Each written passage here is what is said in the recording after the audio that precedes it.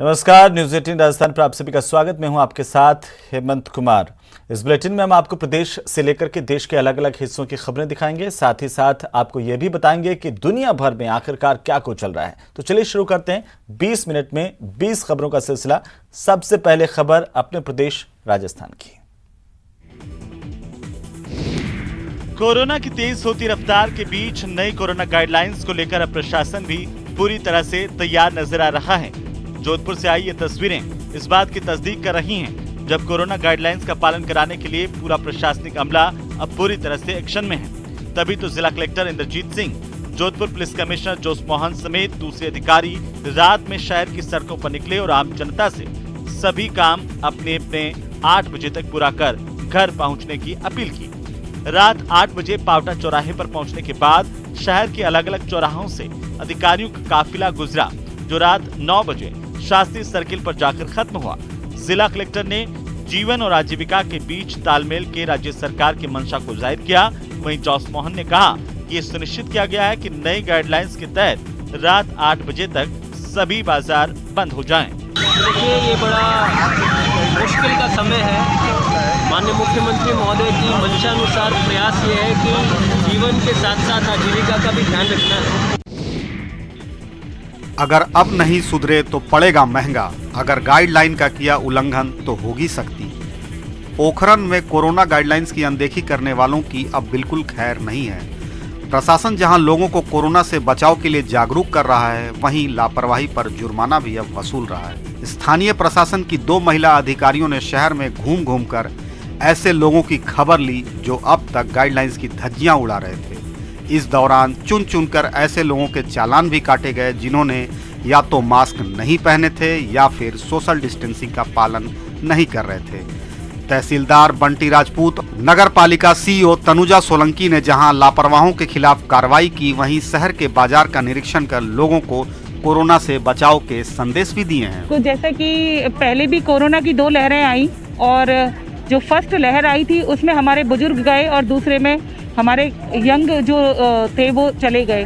अभी कोरोना की तीसरी लहर आई है तो उससे हमें सावधान होने का जरूरत है, पहले ही सचेत हो जाएं। कोविड एप्रोप्रिएट बिहेवियर की पालना हेतु लोगों से समझाइश की जा रही है और विदाउट मास्क जो घूम रहे हैं उनके लिए हम लोग चालान कर रहे हैं। दुनिया की कई चोटियों पर विजय प्राप्त करने वाली सीकर की बेटी रजनी चौधरी ने एक बार फिर कमाल किया है। रजनी ने इस बार दुनिया की मुश्किल चोटियों में शुमार किलिमंजारो को फतेह किया है। किलिमंजारो अफ्रीका महाद्वीप की सबसे ऊंची चोटी है और तंजानिया देश में स्थित है। साथ ही ज्वालामुखी से बने होने की वजह से काफी खतरनाक इसे माना जाता है। लेकिन रजनी ने किसी भी खतरे की परवाह नहीं की और 66 घंटों में 19,341 फीट की चढ़ाई पूरी कर किलिमंजारो की चोटी फतेह कर ली। सीकर के प्रतापपुरा गांव की रहने वाली रजनी चौधरी बेटी बचाओ बेटी पढ़ाओ अभियान की ब्रांड एम्बेसडर भी है। इससे पहले रजनी ने नवंबर 2021 में पाताल सुख क्षितिधर चोटी की चढ़ाई पूरी की थी। इसके बाद उत्तरकाशी स्थित राष्ट्रीय पर्वतारोही संस्थान से 1 महीने का प्रशिक्षण लिया था, जिसमें रजनी ने सर्वश्रेष्ठ सम्मान भी प्राप्त किया था। रजनी ने बताया कि किलिमंजारो का सफर बहुत ही रोमांचक रहा। हालांकि इस दौरान माइनस तापमान ने उन्हें परेशान भी किया। मरुधरा की शान में उदयपुर के लाल ने एक और नगीना जड़ दिया है। जी हां, झीलों की नगरी के फैशन डिजाइनर रवि ने अपनी प्रतिभा की रोशनी से पूरी दुनिया को चकाचौंध कर दिया है और अपना नाम Guinness book of world record में दर्ज करवा लिया है। रवि ने दुनिया की सबसे बड़ी ड्राइंग बनाने का कमाल कर डाला है। Balance tree of life theme पर ड्राइंग बनाकर रवि ने इटली के आर्टिस्ट के सबसे बड़े पेंटिंग के वर्ल्ड रिकॉर्ड को तोड़ दिया है। रवि ने 26 नवंबर 2021 को महाराणा भूपाल स्टेडियम में बास्केटबॉल मैदान में इस ड्राइंग को बनाने की शुरुआत की और लगातार 5 दिन यानी 30 नवंबर 2021 तक काम किया। इसके बाद 6,781 वर्ग फीट की ड्राइंग तैयार हुई और नया वर्ल्ड रिकॉर्ड बन गया। इस ड्राइंग को बनाने के लिए रवि ने 1 साल पहले Guinness book of world records में एप्लीकेशन दी थी। अप्रूवल मिलने के बाद 8 महीने तक रवि फिजिकल फिटनेस पर काम करते रहे। इस दौरान रवि ने कई मुश्किलों का सामना भी किया। कसम वो होती है जो तोड़ी ना जाए, जो छोड़ी ना जाए। और जालोर के हुकुमदास वैष्णव ने जो कसम खाई थी उसे आखिरकार 57वें साल में पूरा कर ही डाला है। हुकुमदास को आप हौसलों की मीनार कह सकते हैं, नहीं तो किसमें दम है कि 56 सालों तक फेल होकर हिम्मत ना हार जाए। लेकिन हुकुमदास ने हौसला नहीं खोया और 1962 से लगातार 56 बार 10वीं में फेल होते होते 77 साल की उम्र में 57वीं कोशिश में सफलता प्राप्त कर ही ली। इतना ही नहीं, हुकुमदास ने पढ़ाई जारी रखी है और अब 12वीं की परीक्षा का फॉर्म भर रहे हैं। 1945 में जन्मे हुकुमदास ने कक्षा 1 से 9वीं तक आराम से परीक्षा पास की, लेकिन 1962 में 10वीं की परीक्षा में फेल हो गए। कई बार फेल होने के बाद जब दोस्तों ने ताने दिए तो हुकुमदास ने 10वीं की परीक्षा पास करने की कसम खा ली। 74 साल हो गई है और अब भी मैं है रिटायर होगा तो मैं परीक्षा 12वीं। मकर संक्रांति ऋतु परिवर्तन के साथ मौसम में नई ताजगी लेकर आता है। इस पर्व पर दान पुण्य का महत्व तो है ही, पतंगबाजी की भी धूम रहती है। मरुधरा के कई शहरों के लोग पतंगबाजी का लुत्फ उठाने के लिए ही इस पर्व का बेसब्री से इंतजार करते रहते हैं। दौसा में मकर संक्रांति पर पतंगबाजी की धूम रहती है। ऐसे में शहर में रंग बिरंगे पतंगों से पूरा बाजार गुलजार हो उठा है। शहर में दर्जनों की संख्या में पतंगों की दुकानें सजी हुई हैं और पतंगबाजी के शौकीन डोर और पतंग खरीदते हुए नजर आ रहे हैं। कोरोना के कारण 12वीं तक के स्कूल भी बंद है। ऐसे में इस बार बच्चे भी मकर संक्रांति को लेकर उत्साहित हैं और पतंग डोर की जमकर खरीदारी कर रहे हैं। हालांकि पतंग डोर की कीमतों में बढ़ोतरी हुई है, लेकिन इस महंगाई पर पतंगबाजी का उत्साह भारी पड़ रहा है।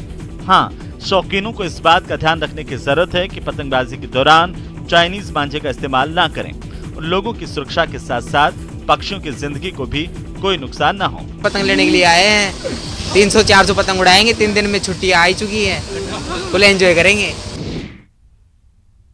और अब देख लेते हैं कुछ अन्य राज्यों की खबरें। उत्तर प्रदेश के चित्रकूट से बीच सड़क पर पति पत्नी की पिटाई की हैरान कर देने वाली तस्वीरें सामने आई हैं। इन तस्वीरों में आप देख सकते हैं कि एक महिला सड़क किनारे बेसुध पड़ी है और उसे बचाने के चक्कर में उसके पति की कुछ लोग जबरदस्त तौर पर पिटाई कर रहे हैं। खास बात यह है कि जो लोग इनकी पिटाई कर रहे हैं उसमें एक महिला भी शामिल है और वो चप्पल हाथ में लेकर सामने वाले को दनादन चप्पल मारती जा रही है। बताया जा रहा है कि जिसकी पिटाई हो रही है उसका नाम संतराम और सुमन है।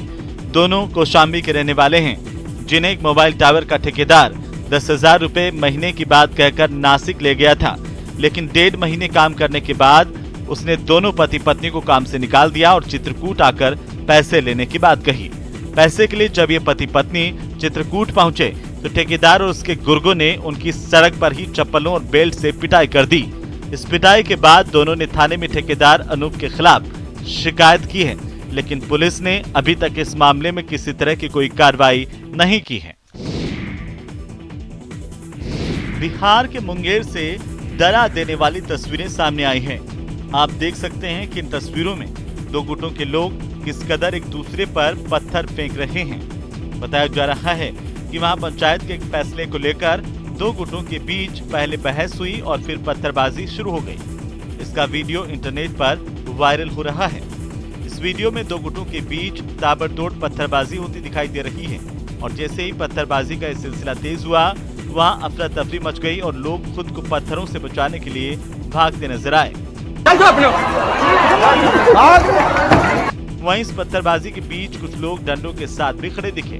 बताया गया कि इस झड़प में 5 लोग गंभीर रूप से घायल हो गए, जिन्हें इलाज के लिए अस्पताल में भर्ती करवाया गया। बाद में दोनों गुटों की ओर से इस मामले को लेकर पुलिस थाने में शिकायत दर्ज करवाई गई। आपको बता दें कि मुंगेर के इस गांव में 3 दिन पहले 2 गुटों का विवाद हुआ था, जिसमें सरपंच के पति ने पंचायत करके मामला रफा दफा करवा दिया था। उसी फैसले से नाराज होकर एक गुट के लोगों ने उन पर हमला किया। मध्य प्रदेश के भोपाल से हैरान करने वाला एक वीडियो सामने आया है। इन तस्वीरों में आप देख सकते हैं कि किस तरीके से गुस्से में बौखलाई ये महिला ठेले पर से फल उठा कर सड़क पर फेंक रही है। बताया जा रहा है कि फल बेचने वाला आदमी अपना ठेला लेकर जा रहा था।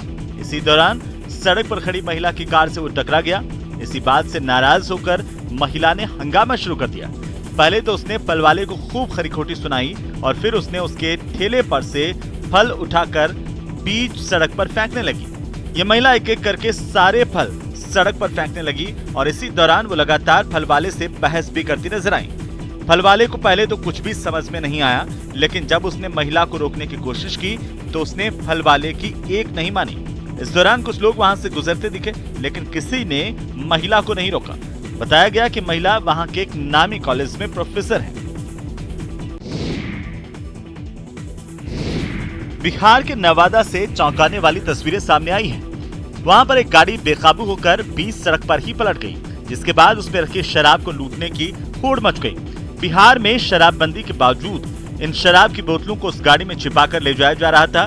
तभी नवादा के एक भीड़ भाड़ वाले इलाके में वो गाड़ी पलट गई और फिर वहां शुरू हो गया शराब की बोतलों को लूटने का सिलसिला, जिससे जितना बन पाया वो उतनी बोतलें लेकर भागने लगा। हालांकि वहां मौजूद कुछ लोग ऐसे भी थे जो इस लूटपाट से दूर रहे। इसी बीच खबर मिलते ही वहां पर पुलिस और प्रशासन की टीम भी पहुंच गई। इसके बाद तो उस गाड़ी के नजदीक इकट्ठा हुए लोग दौड़कर भाग निकले। बाद में पुलिस ने उस गाड़ी के साथ शराब की सभी बोतलें भी जब्त कर ली और इस मामले से जुड़े शराब कारोबारी का पता लगाने में जुट गई। पिकअप पलटने के बाद सूचना के आधार पर थाने के लोग भी पहुंच गए, हम लोग भी साइज की टीम भी पहुंच गई है।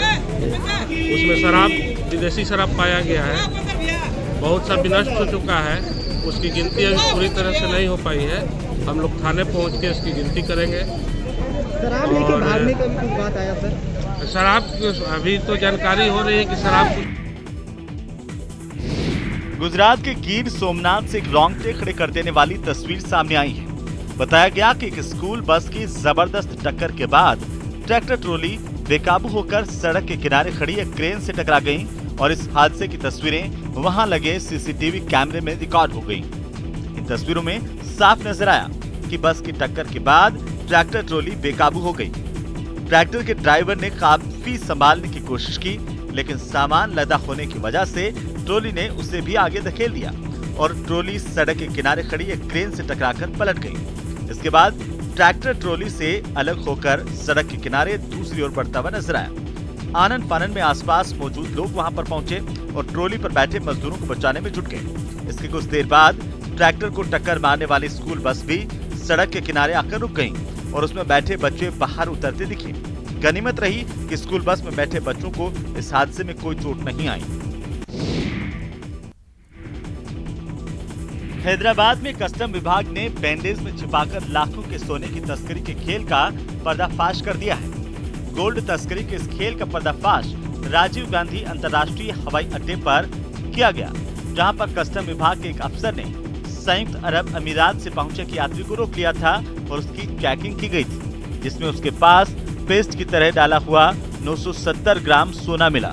इस कार्रवाई का वीडियो भी रिकॉर्ड किया गया, जिसमें साफ दिखा कि आरोपी के बाएं पैर में बंधी बैंडेज को कैंची से काटा गया। उसका एक सीरा कट जाने के बाद कस्टम्स के अधिकारी ने उसे आरोपी के पैर से निकाला और फिर टेबल पर रखकर उस पट्टी को धीरे धीरे काटना शुरू किया। उन्हें रुई और टेप के बीच में सोना मिला, जिसकी कीमत करीब 47 लाख रुपए बताई गई। क्रेन में लटकी भैंस को धीरे धीरे कर ऊपर खींचा जा रहा है और आसपास रेस्क्यू में लगे फायर ब्रिगेड के कर्मचारियों के साथ साथ स्थानीय पुलिस और आम लोग दम साधे खड़े हैं। भैंस के रेस्क्यू ऑपरेशन की तस्वीरें महाराष्ट्र के ठाणे की है, जहां ये भारी भरकम भैंस इस नाले में गिर गई थी। भैंस के नाले में गिरने की खबर जब पुलिस को मिली तो उन्होंने फायर ब्रिगेड को इसकी खबर की और फिर सब के सब मौके पर पहुंचे। इसके बाद शुरू हुआ भैंस का रेस्क्यू मिशन। बताया जा रहा है कि सबसे पहले तो इस भैंस को रस्सियों से बांधा गया। नाले में गिरने से डरी हुई भैंस किसी को पास फटकने नहीं दे रही थी, जिसकी वजह से इसे रस्सियों से बांधने में घंटे भर से ज्यादा का वक्त लग गया। भैंस को रस्सियों से बांधने के बाद एक क्रेन बुलाई गई और उसकी मदद से इस भैंस को बाहर निकालने की कोशिश शुरू हुई। इंच दर इंच कर भैंस को धीरे धीरे गड्ढे से बाहर निकालकर सुरक्षित जगह पर ले जाया गया ताकि ये किसी पर हमला न कर सके।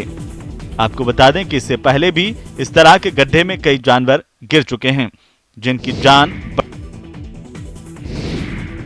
दिल्ली में पुलिस वालों पर कोरोना का खतरा एक बार फिर से बढ़ने के साथ ही उनके लिए कई जगहों पर कोविड केयर सेंटर तैयार कर दिए गए हैं। दिल्ली में 1000 से ज्यादा पुलिस वालों के कोरोना की चपेट में आने के बाद उनके इलाज के लिए अलग से कई इलाकों में कोविड केयर सेंटर बना दिए गए हैं। ऐसा ही एक 7 मंजिला सेंटर राजधानी के शाहदरा में तैयार किया गया है, जिसमें कोरोना से जूझ रहे पुलिस वालों के लिए ऑक्सीजन बेड से लेकर आईसीयू बेड और उनके इलाज के लिए दूसरे सभी इंतजाम किए गए हैं। बताया गया कि इस तरह की सुविधाओं वाला एक कोविड केयर सेंटर रोहिणी इलाके में भी खोला गया, जहां पॉजिटिव होने के बाद पुलिसकर्मी और उनके घर वाले जाकर भर्ती हो सकते हैं। आपको बता दें कि राजधानी दिल्ली में 1000 से ज्यादा पुलिस वाले कोरोना पॉजिटिव हो चुके हैं और ऐसे में दिल्ली सरकार ने उनके लिए खास इंतजाम शुरू कर दिए हैं ताकि उनके इलाज में कोई परेशानी ना आए।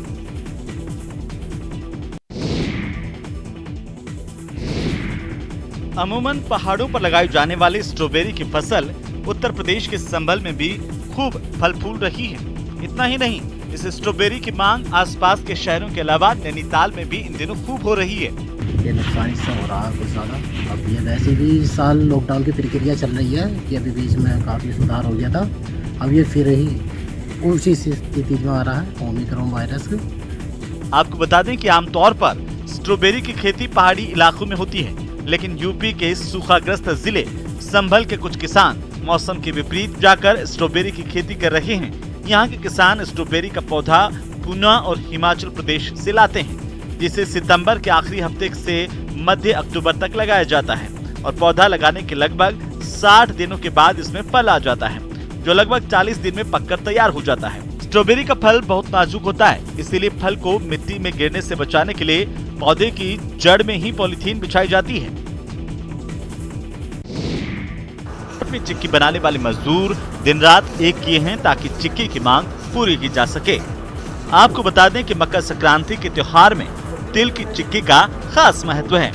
इसे तिल, गुड़ और घी के साथ बनाया जाता है।